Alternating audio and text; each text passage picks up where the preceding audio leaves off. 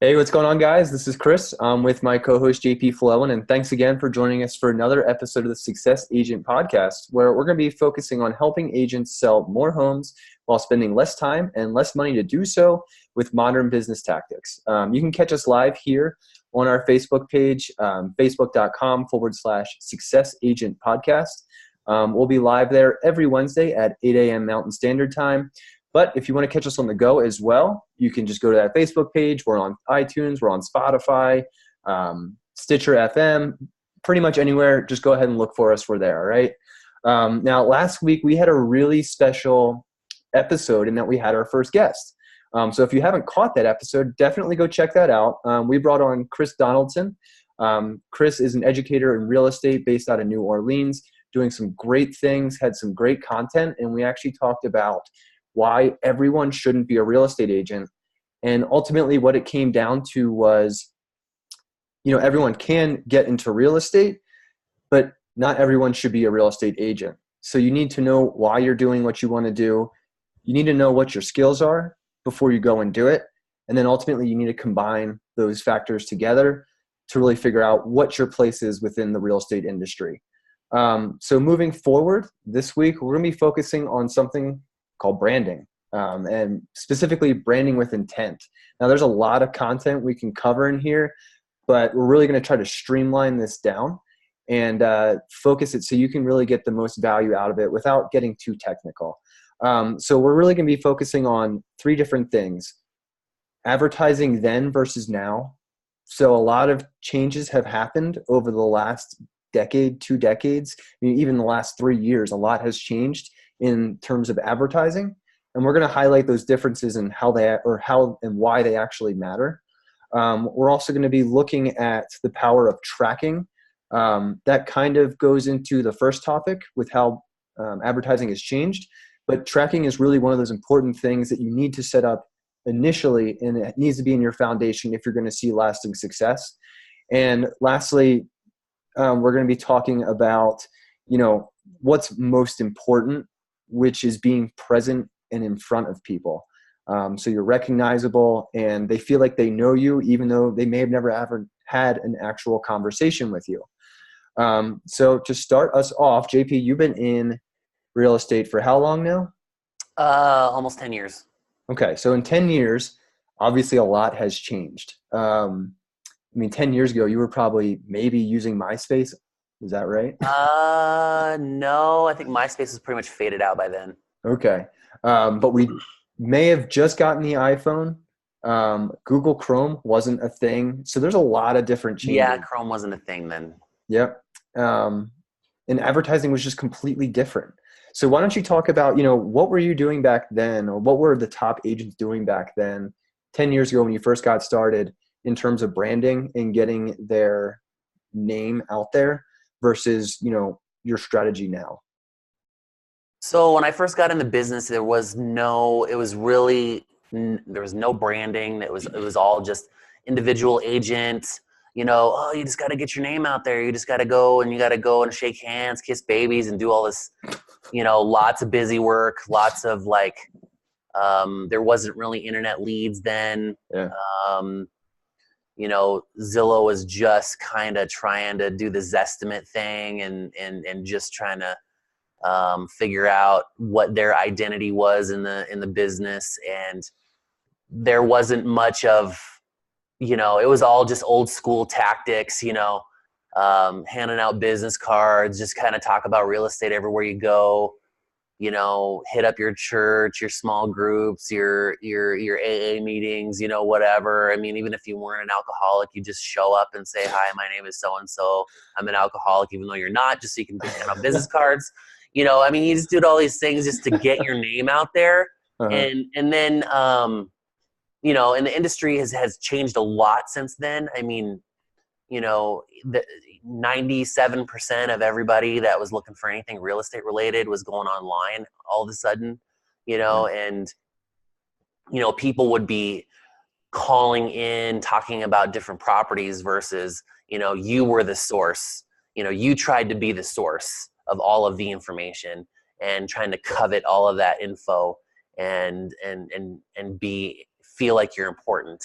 when in reality it's not necessarily the data that creates the relationship, it's you. And so how do you fast track that process? So that's kind of the way it was, 10 years ago. Yeah. So then obviously that was 10 years ago, as you just said. So going forward to now, 2019, how does that compare? Like, what are you doing differently? And what results are you seeing that's just, I guess, different, or what would be out of the norm back then? Sure. So there's a thing that's emerging in the industry now with teams, and teams are really fast tracking branding. And if you have a good team name, a good team that has a good reputation in the community, they're being an attraction business. And so, you can create a faster identity through the systems and the processes that the team has in place in order to get your name out there much faster. Because, I think a team name carries its own weight. And so when you say this team, that team name can become more omnipresent in your community rather than trying to hash out each individual person that's on that team. Gotcha. So you're saying like there's a collective value in teams. Collective value, yep. Which is why people are going more towards that versus back in the old days, it was literally just you and your business, and it was handing out business cards at AA meetings. Whereas now it's like, as a team, we can provide you this collective value to help you solve whatever real estate issue you have. Yep. Think of it like this. You're out at a boat and you're fishing, right? Uh-huh. And you're trying to catch fish, because that's what business is. You're trying to catch fish. So if you're out there and you have 35 poles in the ground, and you're trying to catch fish, or you have one gigantic net, like that's the difference between a team and an individual agent. Like, it's going to be much more efficient to drag one net through the water than it is to try to go out there and try to catch each individual fish with 30 individual poles. I think that's a great analogy, but why do you think that is now? Is it because of the amount or the different types of leads that we're getting or the different sources? Or is it like social media? Like what made that change happen? The change happened because traditional brokerages, when they onboard people, they're just like, and I think part of it is too, behind that net is advertising, marketing, coaching, regular training, being present with their agents. Yeah. One of the problems right now is that you come on to a brokerage and they're like, here's your keys, here's your office. Our name is good enough, so you should be successful because our name is good enough. It's been around long enough. And that doesn't work. Right. So it's also not just the name, but it's also the machine that's running behind the name. Uh-huh. So if you have a machine that's running, that's creating the brand recognition, that's creating the power behind the name, because the name by itself just doesn't work anymore. Like it used to be where, if you threw out a name, just automatically it was like, oh yeah. Well, now it's become so centralized, like to each individual area, that over time, like just the name by itself isn't getting the machine rolling. So it's like, okay, so what are we going to put behind that? Oh, we're going to put marketing behind that. We're going to put some dollars behind that. When our agents are closing deals, we're going to take a good chunk of that money and we're going to drive more business, and we're going to be omnipresent, so that when people say this is the name, well, they know, oh yeah, I've seen them doing that thing and I've seen them doing this thing and I know that they're doing that thing. I'll just give them a call. Yeah. I think that illustrates it really well, because it's like, to properly brand and advertise And to manage everything, it's a lot of work. And to expect every single agent, the agent with the single fishing line, but 35 of them lined up in a row, to expect every single one of them to do it and to have the same feel and same effect, I think is just a shot in the dark. Like, it's just not going to happen. Versus if you have that machine that you're talking about behind a net, so all the agents, we'll just call them the net, and the machine is basically an engine that's pushing all of them in unison. I guess that's where the value has come from. And the reason that's happening is because of all the different avenues of business that we can now find as agents. Right. Like if you look at it like this, the net is the name of the business. And on each side you have two powerful machine boats pushing that net through the water. Uh-huh. Whereas the other problem is that you have all these individual, rods in the water. Each individual agent has different baits, different this, different that. It's not consistent branding, even if they're trying to brand themselves all as individual agents, and then they're throwing in their company brand and they're doing all this other thing and stuff like that. And I think, the best thing is no, we need a collective engine with your name on it. So I'm so-and-so agent, but I have the engine. They know the name, and now they want to do business with me because not only do they want to do business with me as an individual, they also want to do business with me as that brand. And if everybody's using the same collective bait, I think you can get market penetration much faster because everything is consistent. Yeah. And it'd also be cheaper too in the long run. Agents may complain like, oh, I can handle that myself. Like, I don't need your help to do my branding. But if you have like one person just focusing purely on that to allow the agents to do what they need to do, their income producing activities, it's going to result in a lot more money and a lot less wasted money and time. Right. And the other thing too is like, especially like with listings. So like with us, we're able to move our listings, I think, a lot faster because it's not just one agent with one listing. And then we have that listing just kind of like, oh, well, it's just those two. We're, the team's not going to help them out. No, we're all in it together. Like, it's not just that it's your listing. We're all in this together to get that listing sold for you, you know? So I think you can get it in and get it out much faster,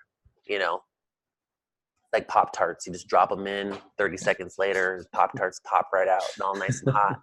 Sold. Real quick, cherry versus blueberry Pop-Tarts. Dude, cherry. Dude, every time. See, I'm a blueberry guy. I don't know. Frosting, no frosting. Oh, frosting, 100%. Duh. Dude. I know, those actually, no. Pop-Tarts versus Toastettis. You mean toaster strudels? No. There's like you're not a Pop-Tart aficionado, dude. I used to live off of those things, dude. Back in the day, it was like, you peasant. Because the Toastettis had the like paper with the foil on the inside, and then Pop-Tarts just had the foil outside cover. See, man, you go back and check your Pop-Tarts, dude. Jeez, I'm such a peasant now that I know this. All right, anyway. My daughter just jumped in here. When I'm done, I'll meet you in a minute. Okay? All right.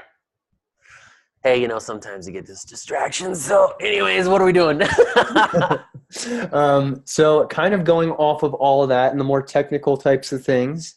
So back in the day, you would advertise with like newspapers, the yellow pages, and radio ads, like that kind of stuff. Nowadays, you have something called Facebook and Google, and these awesome little companies do a lot of tracking, or at least they can. Do you think that's made a big change in overall just how marketing is done? I mean, it's kind of a loaded question. Well, I mean, the thing is, like, if it's not measurable, it doesn't exist. Right. And my thing has always been, people are like, oh, but if people don't see you, they don't know you. Well, the only way to get measurable anymore is if it's in print, it's dead. I don't care who you are. I don't care if you've been doing it for 30 years. I don't care if you put stuff in the newspaper.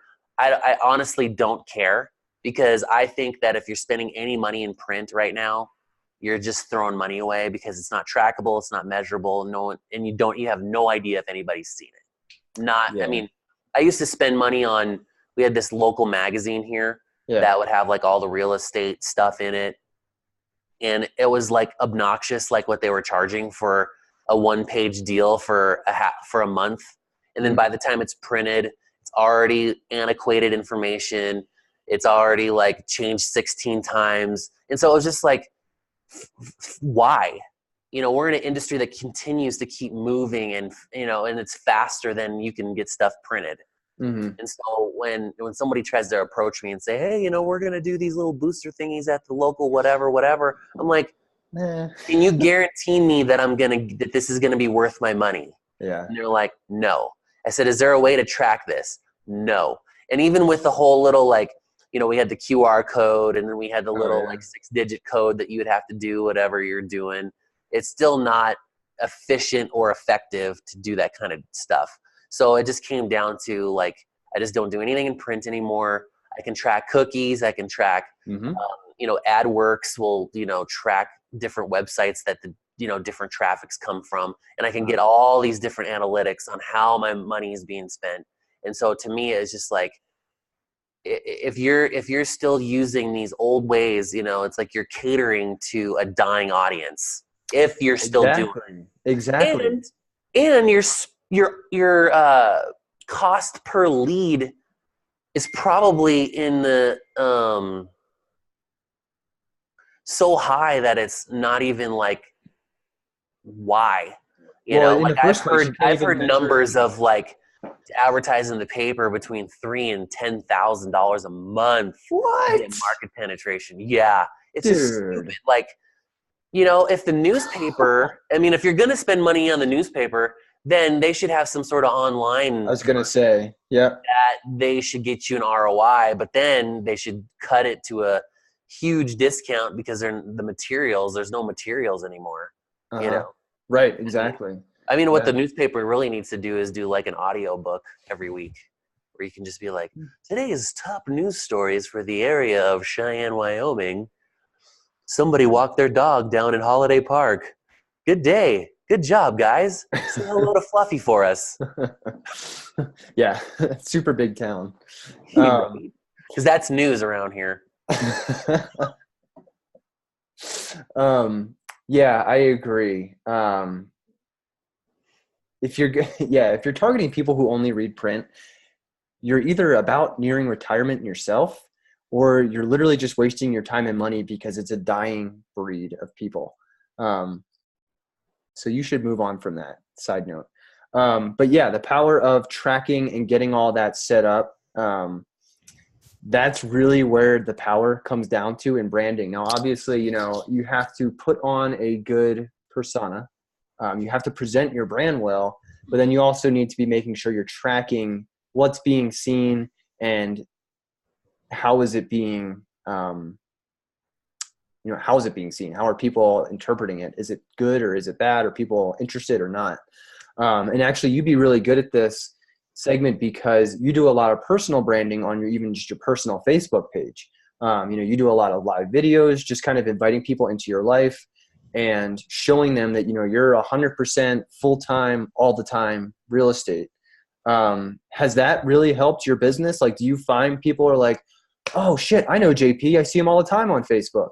Or has it not like gotten there yet? What results are you seeing with personal branding? It's working. Consistency is king. If they don't know you, they can't flow you, Mm-hmm. So it's one of those things where it's like, the personal branding piece comes with the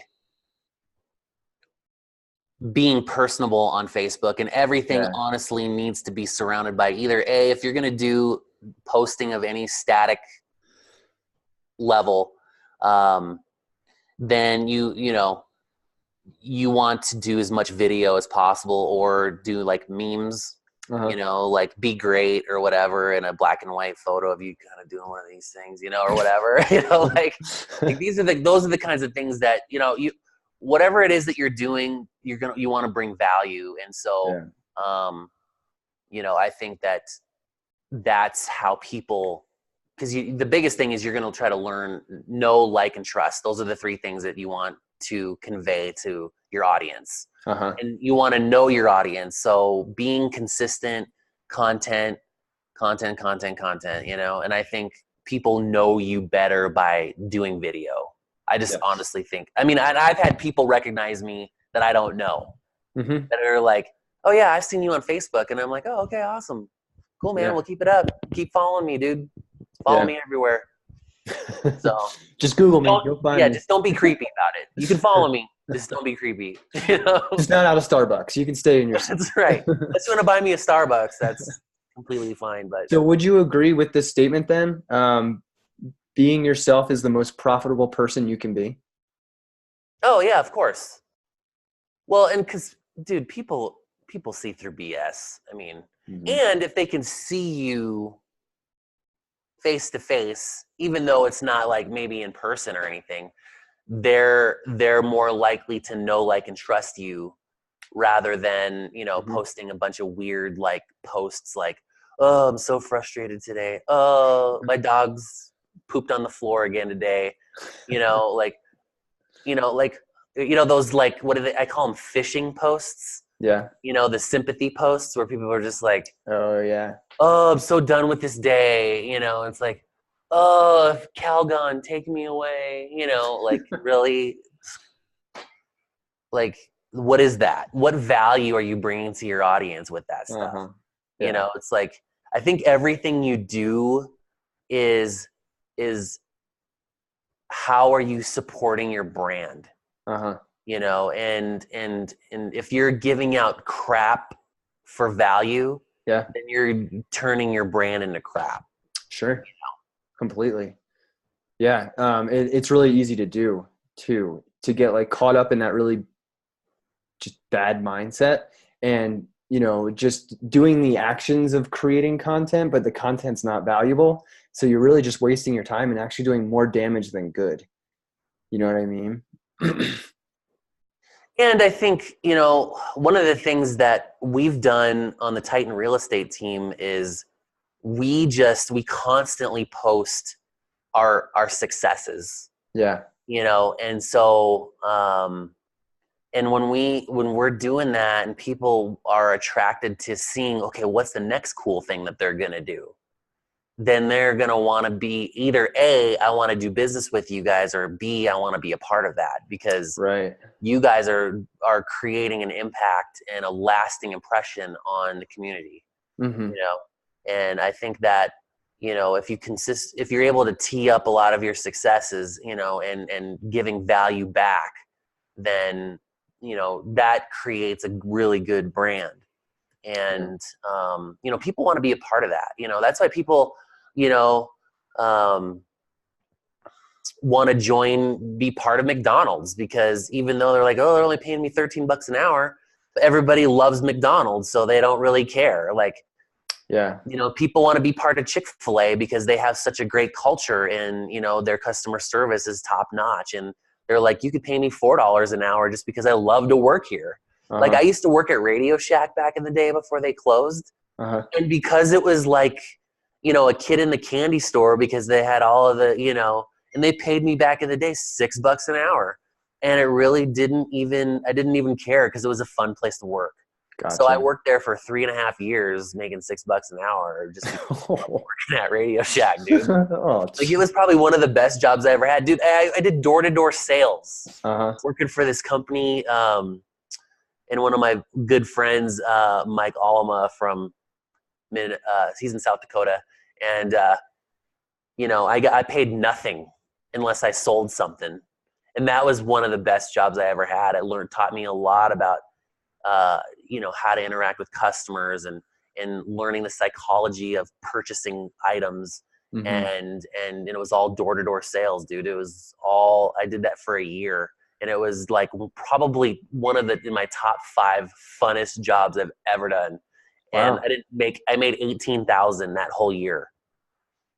And a lot of it was because I spent a lot of my money because we were traveling so much, but it was just a really fun job.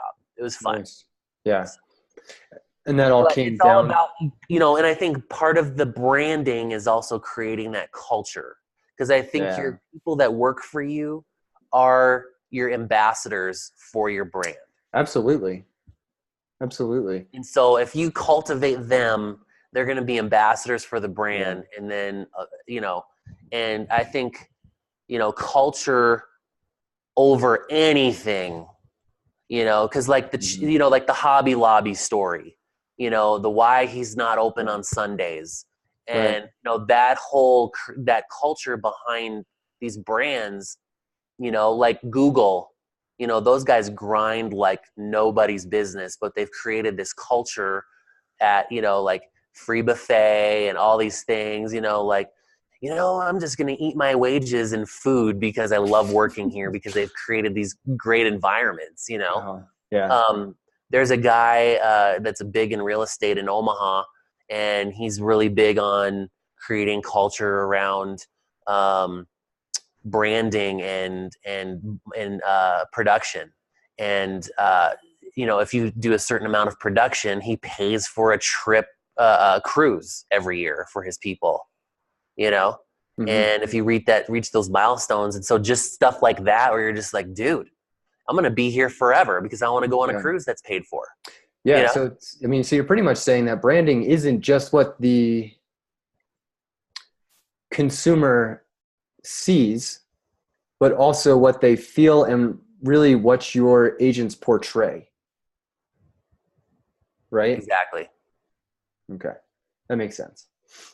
I had a question, but I can't remember what it was. Right before we hopped on this call, we were talking about branding branding yourself and your business as yourself versus branding as a kind of like a non-related entity, so like a team. What's your input on that and why? So I know that you have Titan Team Real Estate, which obviously has nothing to do with JP Llewellyn.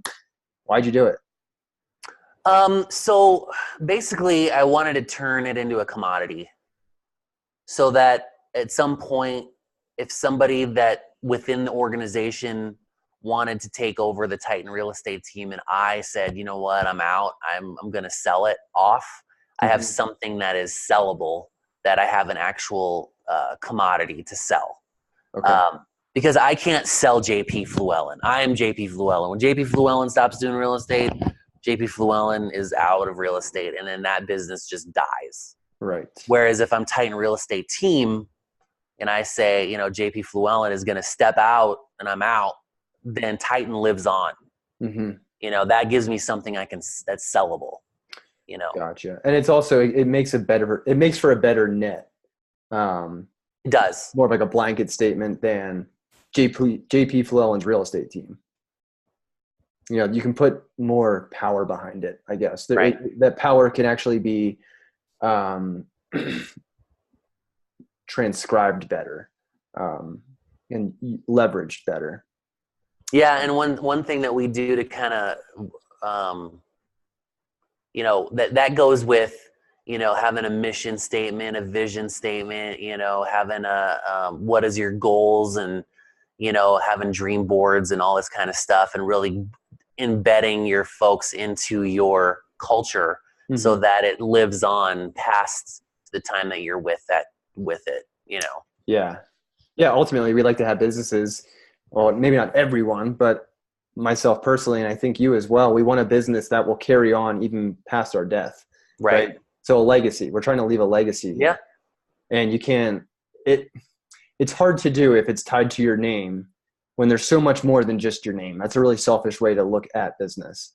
And it just becomes weird. Like, you have first name, last name, and like, it creates these awkward conversations. Like if I named it the JP Llewellyn team, and then people are like, and I'm gone, I'm not in the business anymore. And then let's say you decide I want to buy the Llewellyn team. Right. And then they're like, well, who's Fluellen? And then they're like, oh yeah, well, Fluellen was This old dead guy. years and years ago, some goofy guy that used to do video all the time, was on Facebook acting weird and stuff. And I was like, at some point it just becomes like this weird, like, well, why do you call it the Fluellen team then? Like, yeah, what, it's like, if you were to get really bogged down in your job and then somebody said something like, you really should just get after it like a Fluellen. Huh? Did you call me? Or whatever. Like, but if somebody said, hey, you need to get after it like a Titan, like that's so different, right? Yeah. And like, when I talk about Titan a lot, and we talk about like Titans aren't born, they're made, and so like, it's just like people get behind like the meaning of joining the team and what it actually means to be a Titan, and so when people start saying, oh yeah, totally, like I want to be a Titan in my community, when people like think of that name and they think of like you're on top, you don't get any bigger, next thing you become is like a demigod, like that's the next step, and nobody wants to be that egotistical, right? Some people do. Maybe some, whatever. There's always But it's like one of extremes. those things where it's like there's just, and that was one of the things, like I wanted to be like, how can I say be number one without saying we're number one, Yeah. And so that's kind of how I was like, okay, well, Titans are, they were like, when you came in a room and people saw those Titans, they were just like, they kind of just stopped their conversations and turned, like that was that whole like, mentality behind it. And so I was like, I think I think that can work. So. Gotcha. Nice. Yeah, I think all that makes sense. It's not easier, but it's, in my opinion, and obviously yours too, better to leave a legacy that's not necessarily tied to your person, but tied to the mission that you're trying to achieve. Cool. Yeah. I mean, is there anything else you wanted to add to branding? I mean, we're kind of getting, pretty close to the end. I just want to like tie things up and say that, branding is the face of your business, but marketing is the vehicle for the branding. Mm-hmm. So you want to make sure that your advertising and your marketing are things that are driving your business toward the ultimate branding. Yeah. And they have to be working in symbiosis too. Right. They're working off one another. If you have crap branding, but the best marketing, you're probably going to have half good marketing. I mean, I would expect, right? But if you had if you had great branding, but minimal marketing, it's just like you could have the coolest. I think what people fail to realize is that like branding, like you could have the crappiest logo and still have good marketing. I think people think that because you have this logo that creates your identity, but it doesn't. I mean, think about Starbucks. Starbucks had this really terrible, awful logo when they first started, and it was like offensive, and it was really complex, and it was it really? and all this kind of stuff. So if you ever go on Google and search like what was Starbucks' original logo, it was terrible. And so then they ended up changing it. So that's pretty bad. So if you can have really good marketing and still have a business, but eventually like you want to transition from that into your identity, which is your brand. Okay. And so there you go. Cool, man. We'll just end it there. So guys, thanks for joining us again. Really a great episode just on branding, our take on it. Now next week, we're going to be talking about something a little bit different that kind of lends a hand to branding, but following up as a human, and not just relying on your systems to take care of everything. Systemization is super important. Trust me, I'm all about systemization, but you also need to be able to follow up as a human, be relatable, really speak your brand when you're talking to people, and create that holistic feeling when someone's working or even interacting with your business.